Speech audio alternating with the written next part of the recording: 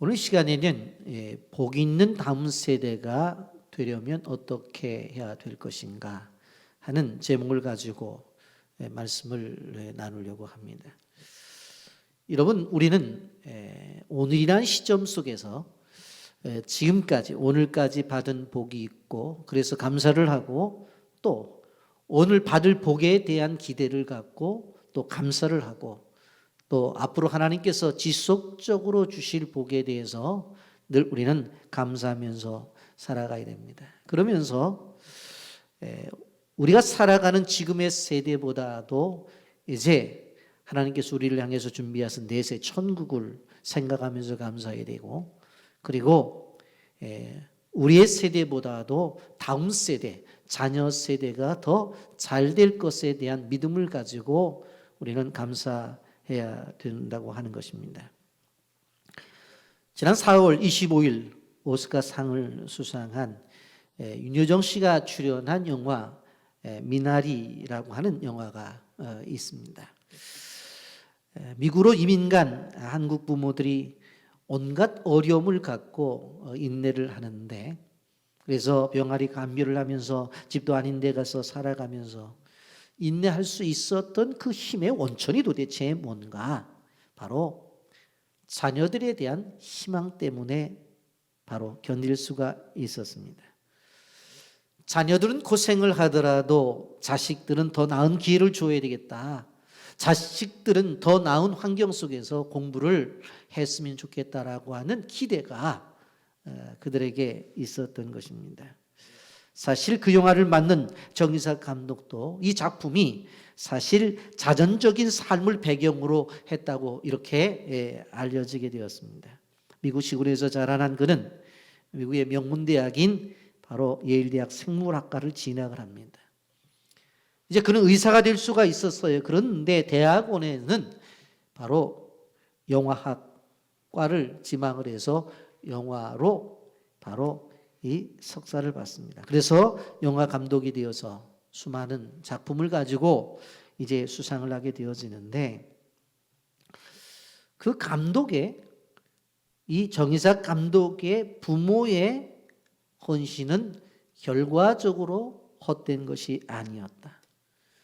이러한 수상을 하면서 아름다운 결과를 맺은 것을 우리는 보게 되어지는 것입니다.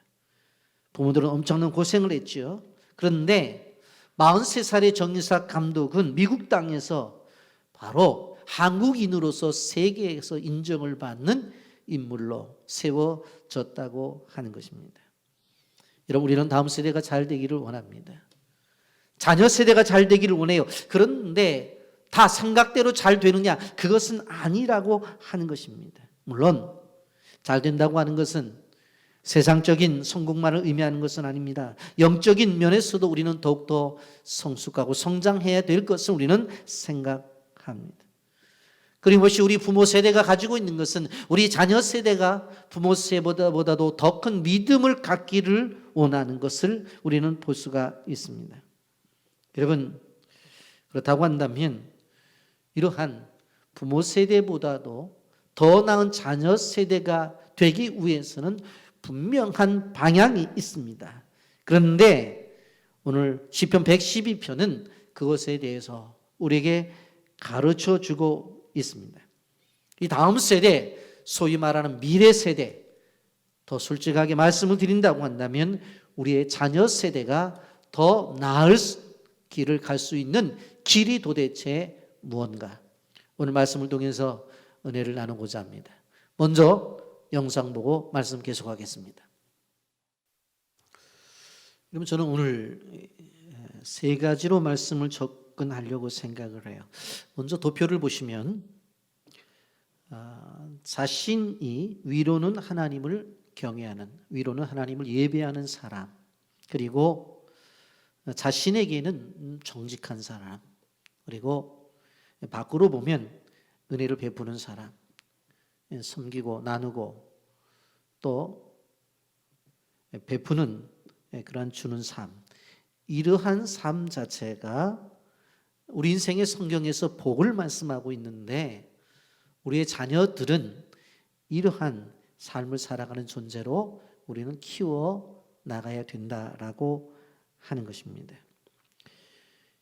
여러분, 우리 항상 생각해 봐야 돼요. 위로는 하나님을 예배하는 사람. 그리고 내적으로 나는 먼저 나 자신에게 정직해야 돼. 그래야 뭐 다른 사람에게 정직하죠. 그리고 더 나아가서 밖으로는 다른 사람들에게 은혜를 베풀어야 돼요. 이러한 구조가 되어질 때에 오늘 성경 112편에서 말씀하고 있는 하나님의 축복의 약속이 주어진다고 하는 것입니다. 첫 번째, 하나님이 경외하는 사람이 되라고 말씀하고 있습니다. 시편 112편 1절 말씀에 보면 할렐루야 여호와를 경외하며 그의 계명을 크게 즐거워하는 자는 복이 있도다라고 말씀해요. 성경에서 복이 있는 사람은 어떤 사람들이냐? 복을 받을 수 있는 자격 있는 사람은 여호와를 경외하는 사람이라고 그랬어요. 여기에서 경외라는 말은 히브리어 원어로 야레라는 단어를 써요. 그런데 그 뜻은 두려워하다, 존경하다라는 뜻을 가지고 있어요.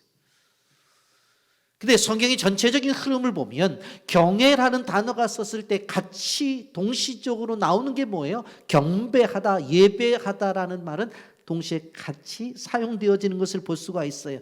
결국 무엇인가 하면 하나님의 축복을 받는 그러한 사람은 예배하는 사람, 그 사람이 하나님의 복을 받는다고 하는 것입니다.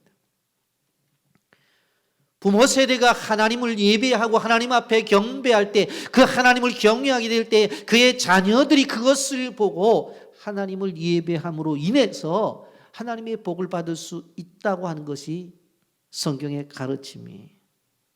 여러분, 그런데 경외 그러면 우리는 순간적으로 부담을 느끼고 더 나아가서 무거움을 느끼는 그런 것들이 있어요. 그런데 성경은 그렇게 하지 말라. 경외라고 하는, 경배라고 하는 것, 예배라고 하는 것이 어떠한 부담이나 무거움을 주기 위한 것이 아니라 하나님께서 우리에게 축복해 주시기 위한 하나의 방법이라고 하는 거예요. 여러분, 시편 112편 2절 말씀을 보세요. 그의 후손이 땅에서 강성하며 정직한 자들의 후손에게 복이 있으리로다, 그렇게 말씀했어요. 경외하라고 할 때 부담을 느끼지 말아라. 왜? 그것은 자손들이 복을 받기 위한 하나의 통로다, 그렇게 말씀하고 있는 것입니다. 여러분, 경외하는 사람은 하나님의 말씀에 귀를 기울입니다. 1절 중간절에 보면 그의 계명을 크게 즐거워하는 자라고 표현하고 있습니다. 여러분, 하나님이 눈에 보이나요? 보이지 않아요. 하나님의 소리가 들리나요? 들리지 않아요. 그러면 이 신약 시대를 살아가는 우리들은 어떻게 하나님을 보고 하나님의 음성을 들을 수 있습니까? 바로 하나님의 말씀을 통해서 가능한 것입니다. 그래서 말씀을 열정적으로 사랑하는 사람이 하나님의 음성을 듣고 하나님을 볼 수 있다고 하는 것을 우리는 기억해야 됩니다. 여러분, 직장인들이 아침에 일어나게 되면 씻고 밥 먹고 출근하기 바쁘죠. 그렇게 하루를 시작해서 직장에 가보면 수많은 일들이, 업무들이 기다리고 있어요. 이리 치고 저리 치고 온갖 스트레스를 받고 파김치가 되어서 집에 돌아와요. 요즘은 맞벌이가 되어서 아내들도 마찬가지예요. 그냥 너무너무 힘드니까 멍하니 TV에 앉아 있을 때가 많아요. 그러다 보니까 말씀을 가까이 하는 시간을 놓치게 되어져요. 평일은 그렇다고 하더라도 그럼 주말은 좀 말씀을 보냐? 아니에요. 늦잠 자느라고 말씀을 볼 여유가 없어요. 주일날 교회 나와요. 또 요즘은 영상으로 예배를 드리려고 집에서 텔레비전이나 휴대폰을 켜놓고 예배를 드려요. 근데 그때 그냥 성경 읽는 거, 그게 전부예요. 요즘 보십시오. 예?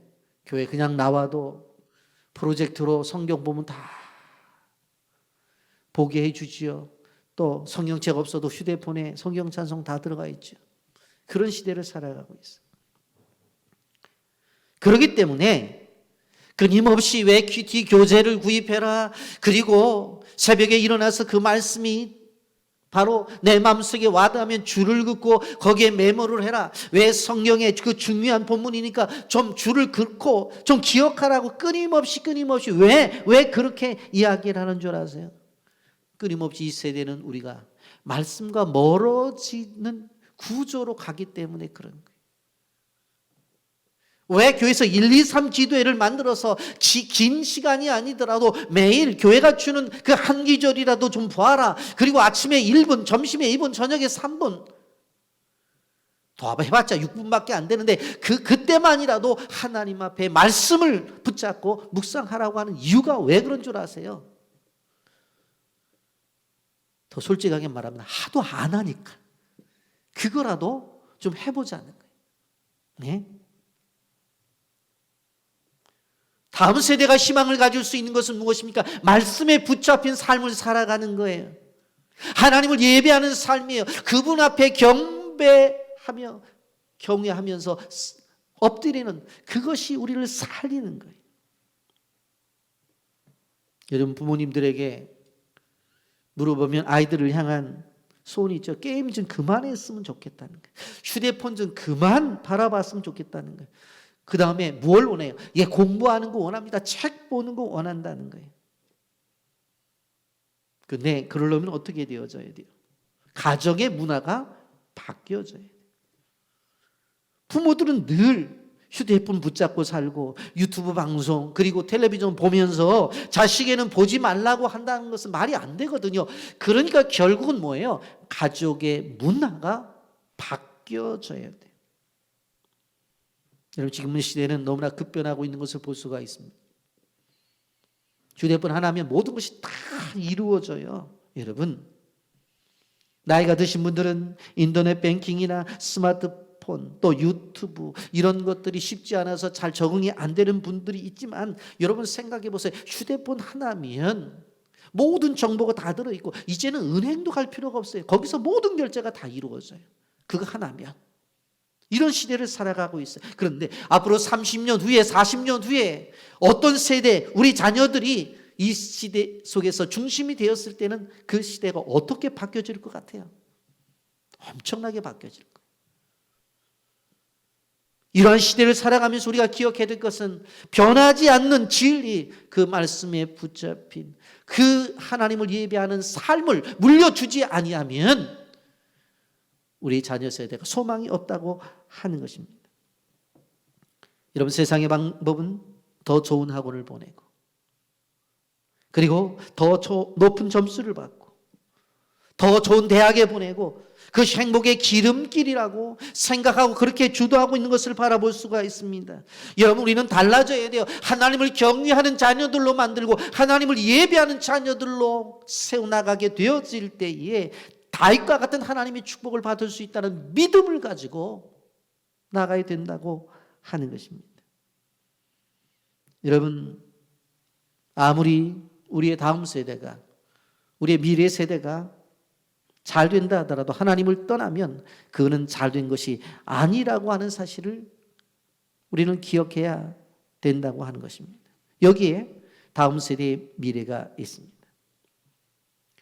여러분 자녀들을 위한 최고의 보험이라고 하는 것은 바로 하나님을 경외하는 것, 하나님을 예배하는 것, 이것을 가르치는 것이에요. 그리고 가장 귀한 가치 있는 그리고 가장 값이 있는 보험은 그들을 예배자로 만들어 넣는 거예요.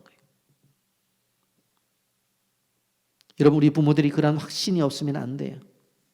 세상적인 것들만 주려고 하지 말고 다음 세대의 영적인 것들을 체크해 나가야 돼요. 여러분 코로나로 인해서 학교 교육이 무너지고 있는 것 다 알고 있죠.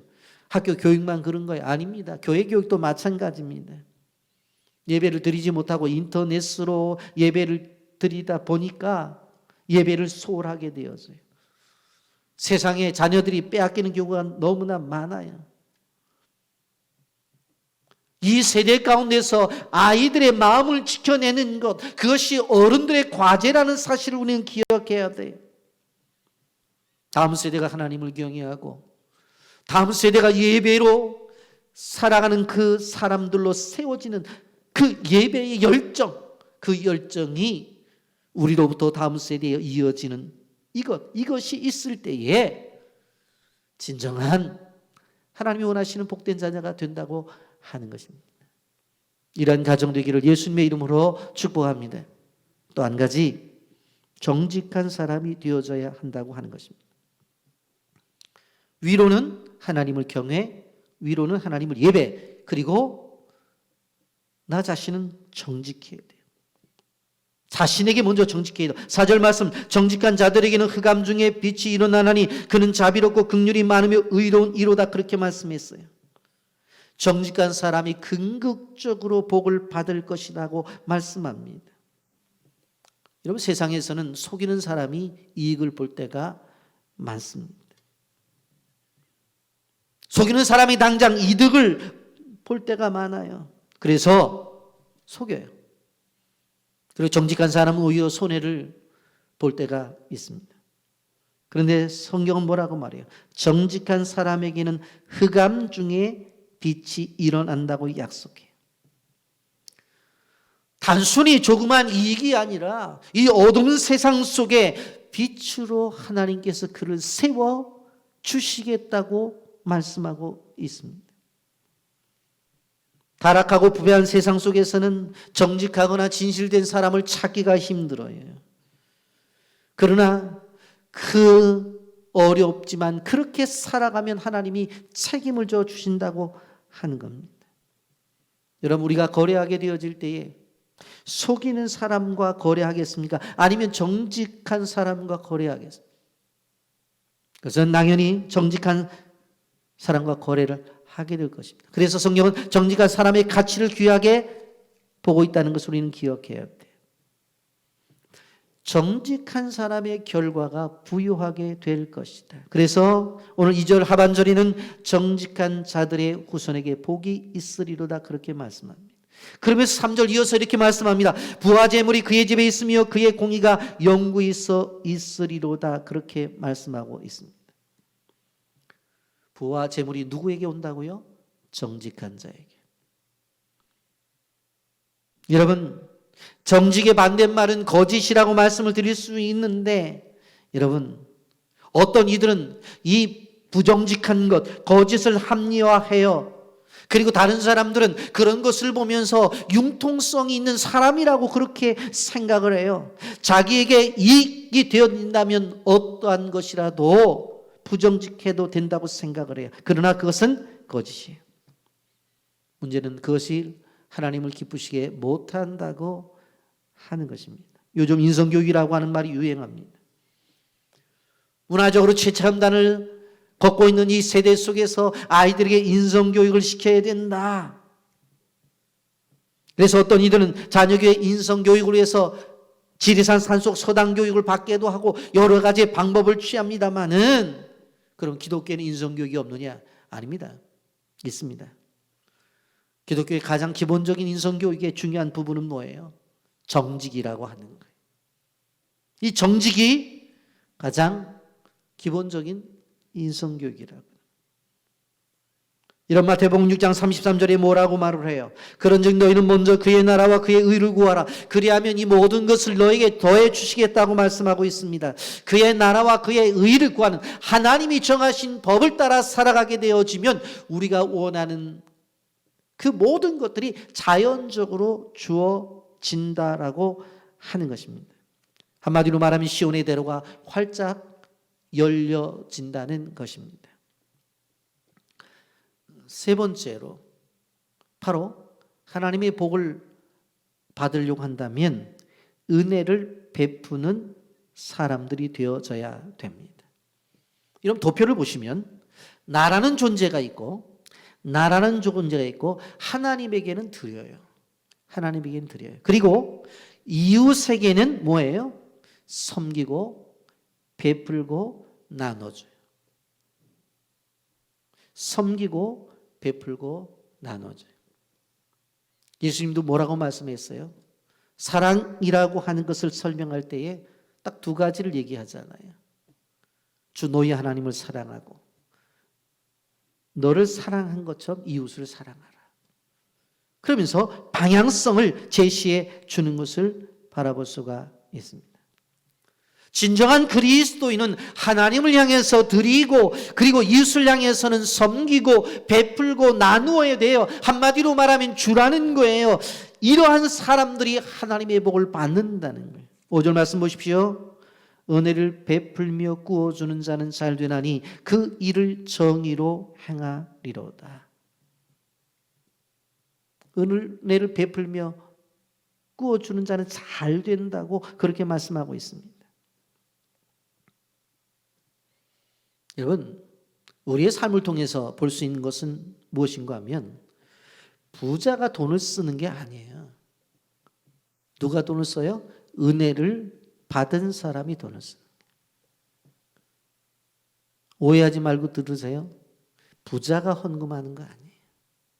은혜를 받은 사람이 하는 거예요. 그렇기 때문에 드리고 베풀고 섬기고 나누는 것들이 행해지는 사람은 그 사람은 은혜를 받았다고 볼 수가 있어요. 이게 성경이 가르쳐 주는 거예요. 여러분 오늘 영상 화면을 통해서 한번 지도를 한번 보세요. 갈릴리 호수와 사해 바다가 분명히 있죠. 그런데 제일 위에 헐몬산이 있어요. 이 헐몬산에서 끊임없이 물이 흘러내려오게 되어지는데 헐몬산에서 갈릴리 호수까지를 보통 윗 요단강이라고 말을 하고 갈릴리 호수에서 사해 바다까지를 아랫 요단강이라고 말을 해요. 보통 우리는 요단강 그렇게만 얘기합니다마는 성지 순례를 가서 보게 되어지면 그 지역에 사는 사람들은 분명하게 윗 요단강과 아랫 요단강을 명시해요. 그런데 이 갈릴리 호수와 사해 바다가 주는 의미가 무엇입니까? 헐몬산에서 물을 받지요. 그 윗 요단강을 통해서 물을 갈릴리 호수가 받아요. 근데 갈릴리 호수는 그 물을 받아가지고 어떻게 해요? 다시 아랫 요단강으로 흘려내려 보낸다고. 그러면 이 갈릴리 호수는 늘 푸르고 그 속에 물고기들이 산단 말이에요. 그런데 아랫 요단강을 통해서 물을 받은 사해 바다는 밖으로 절대로 물을 내보내질 않아요. 그러니까 그 사해 바다는 물고기가 살 수 없는 바로 바다가 되어져 버린 거예요. 물론 해저 400m라고 하는 이 지형 때문에 물이 밖으로 흘러나가지 못하는 그러한 상황이기도 합니다만은 그러나 정확하게 알 수 있는 것은 뭐예요? 절대적으로 사해 바다는 물이 살 수가 없다고 하는 거예요. 그래서 사해 바다라고 하는 거예요. 여러분, 갈릴리 호수와 사해 바다의 크기를 비교해 보세요. 어디가 커요? 사해 바다가 훨씬 큽니다. 크면 뭐예요? 넓으면 뭐예요? 깊으면 뭐예요? 생명이 살 수 없는데. 여러분, 갈릴리 호수는 헐몬산에서 내려서 윗 요단강을 통해서 내려오는 물길을 끊임없이 내보내잖아요. 그러니까 그 속에 생명이 살아나잖아요. 그런데 아래 요단강을 통해서 물을 받지만 물을 내보내지 않은 그 사해는 그냥 죽음의 바다가 돼버리고 만다는 거예요. 우리의 인생도 마찬가지예요. 여러분 은혜를 받았습니까? 그러면 갈릴리 호수처럼 줄 알아야 돼. 나누어주고 베풀어주고 섬기는 일들이 보내줘야 돼요. 흘려보내야 된다고 하는 것입니다. 여러분 쌓아두면 썩게 되어져 있어요. 고인물은 썩게 되어져 있어요. 그런데 흘려내려 보내면 썩을 일이 없어요. 여러분 잃어버린 것과 흘려보내는 것과는 근본적으로 달라요. 어떤 사람은 내 손에 없다고 해서 실질적으로 서운해할 때가 많아요. 그런데 내 손에 없는 것이 왜 없는지 생각해 봐야 돼요. 이걸 잃어버려서 없는 건지 흘려보내서 없는 건지를 봐야 돼요. 잃어버려서 보낸 것은 손해죠, 손해. 그런데 흘려보내서 없는 것은 손해가 아니라고요. 그래서 내게 가지고 있는 것들을 봐야 돼요. 없다고요? 자신을 향해 질문해야 돼요. 왜 없냐고. 왜 없냐고. 예, 잃어버려서 없습니다. 그거는 손해본 거죠. 다 썩었습니다. 흘려보내지 않았기 때문에 썩은 거죠. 왜 없어요? 다 흘려보냈습니다. 그러면 그게 복이라는 거예요. 여러분, 우리는 기억해야 돼요. 우리는 선교한 교회로서 필리핀 민다나오 빌란 종족을 향해서 끊임없이 흘려보내야 돼요. 인도네시아 바두이 순다 종족을 향해서도 끊임없이 흘려보내야 돼요. 캄보디아 끄렁 브라우 종족을 향해서도 끊임없이 흘려보내야 돼요. 더 나아가 아르메니아에 있는 아르메니아 종족을 향해서도 끊임없이 흘려보내야 돼요. 주변에 있는 수많은 소외된 사람들을 향해서 흘려보내야 돼요. 그래야지만 하나님께서 이 시대에 요구하는 미셔널 처치를 세워나갈 수가 있다고 하는 것입니다. 아멘입니까? 여러분, 기독교 용어 속에서 충만이라는 단어가 있죠. 그래서 성령 충만, 믿음 충만이라는 게 뭐예요? 그릇이 있는데 가득 찼다는 것이거든요. 그러면 가득 차면 이것이 넘치죠. 넘치면 이것이 어떻게 되어져요? 흘러 가야 되는 것이 원리예요. 근데 문제는 충만하다고 하는데 아무리 봐도 흘러 가지를 않아. 이건 뭔가 잘못된 거예요. 목사님, 성령이 충만합니다. 그래요? 보는 거야, 이게. 그러면 넘쳐서 이게 흘러 가야 되는데 가나? 안 가요. 그러면 그거 충만 아니에요. 충만 아니에요. 가득 채워지면 넘치게 되어져 있고, 그것은 흘러서 가는 것이 원리예요, 원리. 그것도 영적인 원리로 우리를 바꿔야 된다고 하는 거예요. 근데 이 흐름에 있어서 기억해야 될 것은 마음으로도 갈 수 있어요. 마음으로도. 물질로도 갈 수 있어요. 요즘 코로나 시대가 돼서 우리가 선교지를 못 가잖아요. 여러분 생각을 해보세요. 마음으로 그들을 위해서 기도한 것 이미 간 거예요. 여러분 쌀언금을 보내잖아요. 그러면 그곳에 가서 우리 선교지 가서 사역자들하고 장학생들도 그렇고 현지인들 식사 대접하잖아요. 그런데 우리가 이곳에서 쌀 보내면 식사 대접한 거예요. 여기서 옷 보내면 어떻게 되어져요? 옷 사준 거나 똑같아요. 여러분 오늘 낮에도 우리 시찰에 어떤 교회에서 어제 연락이 왔어요. 오늘 한 달 동안 옷을 모았으니까 좀 와서 가져가라고. 근데 저는 그런 얘기 들을 때마다 감사한 게 자기들은 옷을 모아놔도 줄 데가 없어, 줄 데가. 근데 우리는 줄 데가 너무 많아요, 너무 많아. 그래 얼마나 감사해요. 예? 가져가래요. 할렐루야. 우리 뭐의 통로잖아요, 통로. 예? 복의 통로. 아멘입니까? 하나님께서 우리는 없어도 준비해 놓고 갔다가 주라는 게 통로가 됩니다, 통로.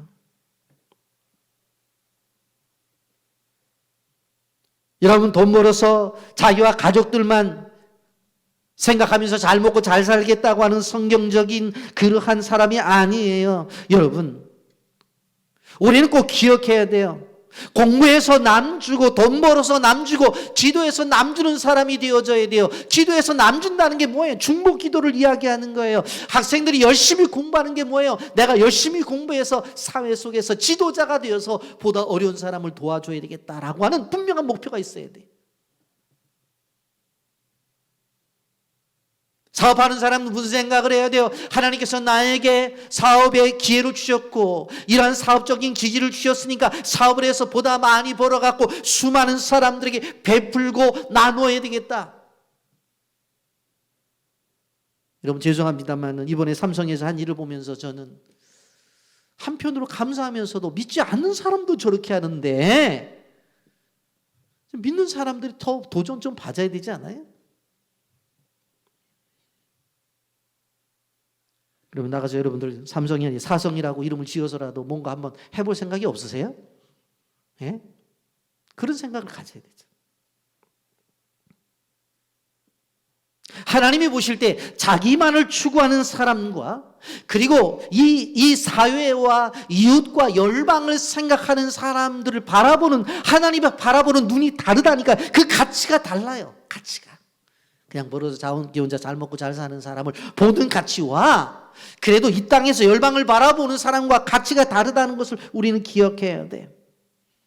여러분 다음 세대를 보다 다른 크스로 만들어야 돼요.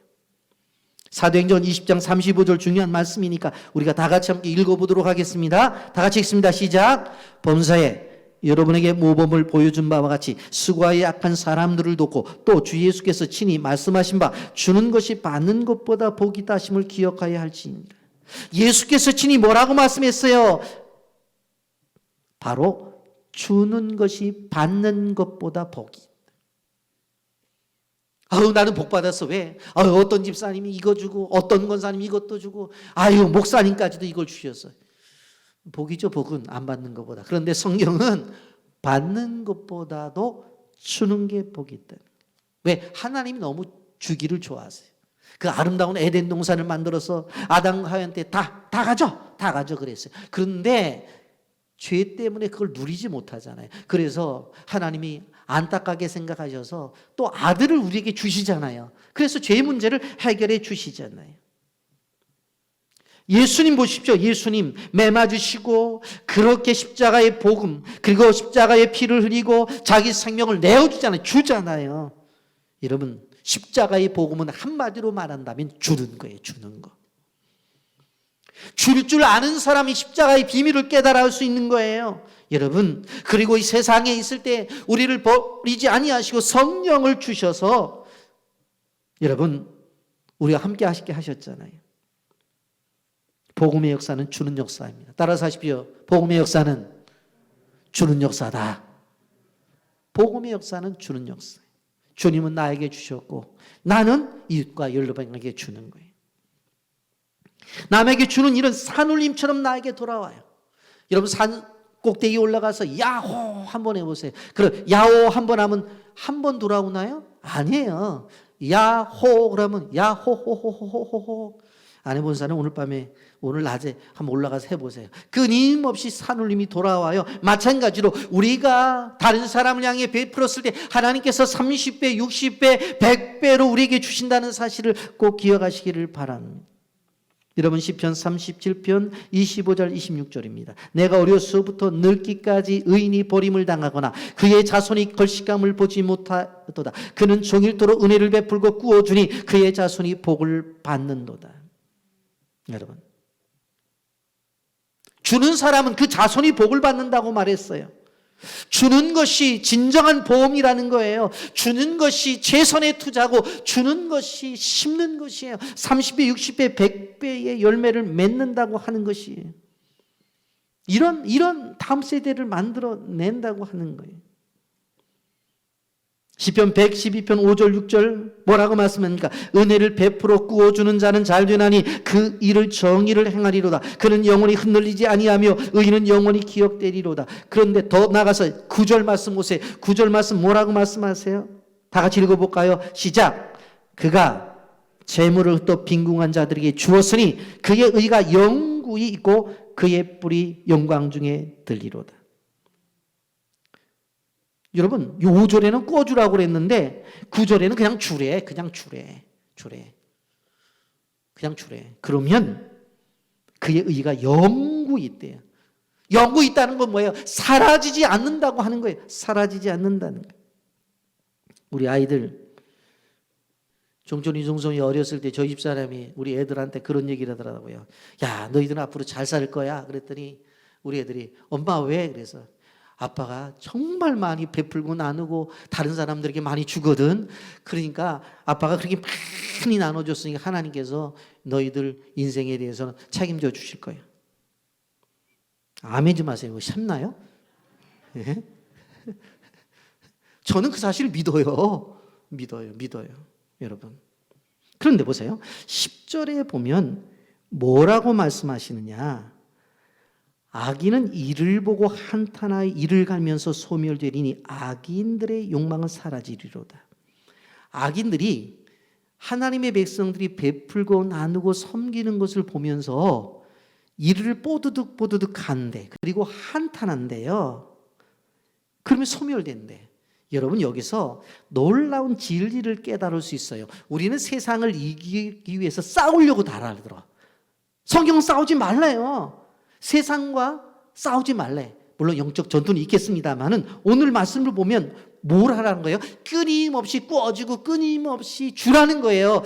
끊임없이 흘려보내라는 거예요. 그렇게 되어지면 어떻게 되어져요? 세상 나라는 이것을 보고 악인들은 이를 보고 한탄해. 자기들은 안 되거든. 이게 욕심이 있어서 한탄해서 이를 갈어. 이를 뽀드득 깔면서 자연스럽게 소멸돼. 그냥 우리가 손 안 대도 그냥 무너진다니까요. 그러니까 세상 나라를 위해서 우리가 승리하는 비결이 뭐예요? 주변 많은 사람들에게 베풀고 나누는 거예요. 다 주라니까. 아멘. 10절 말씀이 결론적으로 그걸 말씀하잖아요. 예? 여러분, 우리가 받은 바 은혜가 있으니까 흘려보내야 돼요. 승리는 우리의 것이에요. 아멘. 이런 은혜가 우리와 우리 다음 세대에 있기를 예수님의 이름으로 축복합니다. 이제 말씀을 정리하려고 합니다. 부요와 재물이 그러면 돈의 문제냐? 그것만은 아니에요. 성경은 영적인 부요도 말씀해요. 요한 3서 1장 2절 말씀에 사랑하는 자의 내 영혼이 잘된 같이 내가 범사에 잘되고 간구하기를 내가 간구하노라 그렇게 말했습니다. 여러분, 영혼이 잘되고 그 다음에 되어져야 되는 것이 하는 일들이 잘 되고 그 다음에 범사가 잘 되어져야 되는데 이것 자체가 다 부요함이잖아요. 결국은 우리가 흘려내려 보낼 때 하나님이 영혼도 잘 되고 하는 일들도 잘 되고 건강의 축복도 주셨다고 약속하고 있습니다. 꼭 기억하셔서 이 방법을 순종하세요. 여러분, 새로운 문화 가운데 요새 차박이라는 문화가 유행합니다. 코로나 시대이기 때문에 어떤 호텔 가기도 그렇고 펜션을 가는 부분도 그러니까 그냥 자기 차에다가 다 먹을 거 싣고 가가지고 어떻게 해요? 거기서 자고 차 뒤 트렁크 열어놓고 거기서 트렁크 밑에서 밥 해먹고 그러다가 오는 거예요. 정말 돈 안 들어가고 좋아요. 새로운 컨셉이고 자연과 함께 하니까 좋은 일인데 치명적인 함정이 있어요. 그게 뭡니까? 주말 되면 차박 여행을 떠나는 거예요. 그러니 제가 여기서 뭐 집에서 예배를 드리는지 제주도에서 예배를 드리는지 안면도 해변에서 예배를 드리는지 알 게 뭡니까? 그리고 거기다가 또 은혜스러운 한 기절, 오늘 말씀은 정말 은혜스럽습니다. 좀 찔리니까 그렇게 써놓으면 야 정말 은혜 받았구나 그렇게 생각할 수도 있겠죠. 그런 이 차박 문화가 전국을 돌아다니고 주말마다 다니다 보면 결국은 어떻게 되어져요? 예배를 잃어버릴 수 있다는 거예요. 이것도 함정이에요. 세상적인 성공이 완전한 성공이 아니라는 걸 알아야 돼요. 하나님 앞에 우선순위를 우리는 꼭 기억해야 된다고 하는 거예요. 하나님 앞에 예배가 상실되어진다고 한다면 그건 안 되는 거예요. 그런데 오늘 이 중요한 복이 어떻게 해요? 부모 세대로부터 자녀 세대까지 흘러가게 되어져 있다고 하는 것입니다. 복된 다음 세대를 위해서 세 가지를 말씀드렸습니다. 첫째는 하나님을 예배하는 사람, 하나님을 경외하는 사람. 두 번째로는 정직한 사람. 나로부터 정직해서 그 정직함이 밖으로 흘러나가야 돼. 세 번째는 뭐예요? 하나님을 향해서는 드리고 이웃들을 향해서는 섬기고 베풀고 나누는, 한마디로 말하면 주는, 나누는 그런 사람이 되어져야 된다고 하는 것입니다. 이럴 때 이 세대 속에서 희망의 자녀가 되는 것입니다. 이런 과거에 5월 첫 주는 어린이 주일로 지켰어요. 자라나는 아이들이 너무나 이뻐서 꽃주일이라고까지 명했습니다만은 집에 와보면 어린이만 있는 것이 아니라 청소년도 있고 젊은이도 있죠. 여러분, 우리가 다음 세대라고 말하지만 다음 세대는 곧 미래 세대예요. 그래서 다음 세대와 미래 세대는 동의어라고 볼 수가 있다고 하는 거예요. 여러분, 우리가 세상을 떠나고 나면 이 비체교회를 누가 책임져요? 한국교회를 누가 책임지어지냐고. 바로 우리의 자녀 세대가 책임져야 되는데 자녀 세대를 믿음으로 세워놓지 않으면 어떻게 이 교회가 유지가 되어지고 이 나라가 유지가 되어지겠느냐는 것입니다. 여러분, 하나님을 예배하는 세대가 될 수 있도록 기도하십시오. 하나님 앞에 정직한 세대가 될 수 있도록 우리가 기도해야 돼요. 그리고 좀 더 많이 하나님 앞에 드리고 베풀고 나누고 섬길 수 있는 자녀들이 되도록 우리가 기도해야 돼요. 부모의 세대에서 이것을 이루고 우리의 세대 속에서 이루어지는 것들을 자녀들이 보도록 만들어야 돼요. 아, 우리 엄마는 이랬지, 우리 아빠는 이랬지 하면서 그렇게 되어질 때 신앙의 전승을 통해서 우리의 자녀들이 그런 하나님의 복된 자녀들이 된다는 사실을 기억하시기를 바랍니다. 5월달 가정의 달을 시작하면서 오늘 다음 세대 주일에 다음 세대들에게 무엇을 물려줄 것인가 꼭 기억하셔서 부모 시대의 책임을 다함으로 말미암아 자녀들이 복받는 믿음의 자녀들로 세워지기를 예수님의 이름으로 축복합니다. 아멘.